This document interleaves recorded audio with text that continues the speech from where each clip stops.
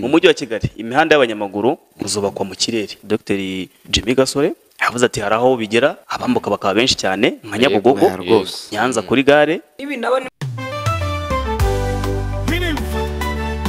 Minimfa yiriko barameso yatangaje ko leta y'u Rwanda iteganya kubaka imihanda yagenewe abanyamaguru inyura mu kirere mu mujyi wa Kigali by'umwihariko hambukira abantu benshi ka Nyabugogo na Nyanza ya Kicukiro.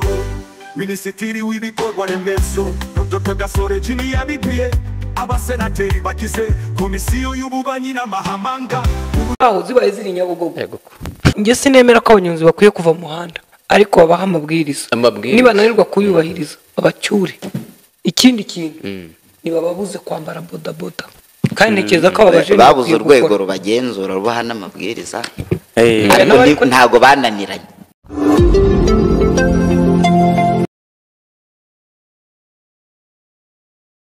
Twererane n'umutekano muri Sena kuri uyu wa kane tariki ya 9 ukwakira 2025. Minisitiri Dr Gasore yavuze ko kubera ko byagaragaye ko hari abanyamaguru bambuka umuhanda habugenewe bakija amategeko abagenga hatakerezwa kuzabubaki iyi mihanda nyine minini bakabanyuza hejuru kuko ku ruhande nta ibiriho mukanyura hejuru. Ariko nge nagize ikibazo inzira sinyura mu kirere ati hari aho bigera bambuka bakaba benshi cyane Nyabugogo ni Nyanza kuri gare ibirango birahari ni benshi kandi bitwaza ubwo bwinshi bakavuga bati nitujyamo barahagarara iriya biba bituha ubutumwa buvuga ngo uruwego byarurenze tugomba gushaka indi nzira uburyo twagira inzira zinyura hejuru hariya nizo ziba zisigaye. Yavuze ko mu gice cya Nyabugogo kubaka izo nzira babaye babihagaritse kugira ngo bizajyane n'umushinga wo kuvugura gare. Ati icyo gihe imihanda yubatse abanyamaguru baca hejuru imodoka zigaca munsi.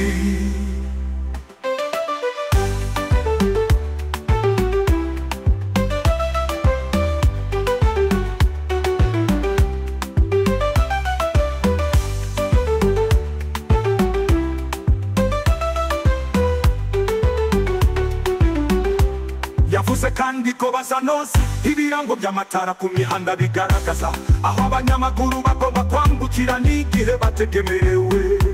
Senateri Evode Uwizeyimana yavuze ko hakwiye no gusobanurira abanyamaguru gukoresha umuhanda kuko kenshi bigaragara ko bateze impanuka. Ati niba ubonye itara ry'icyatsi bagufunguriye utwaye imodoka abaturage bahita birohamo uramutse wambutse warangaye ushobora kubagonga.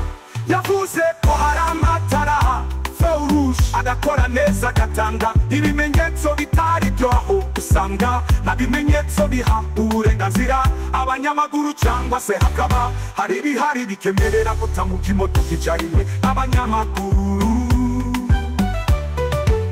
Hari n'ibirango mu muhanda aho abantu bambukira biri mu makurusi Afia Convention Center gikati iburyo.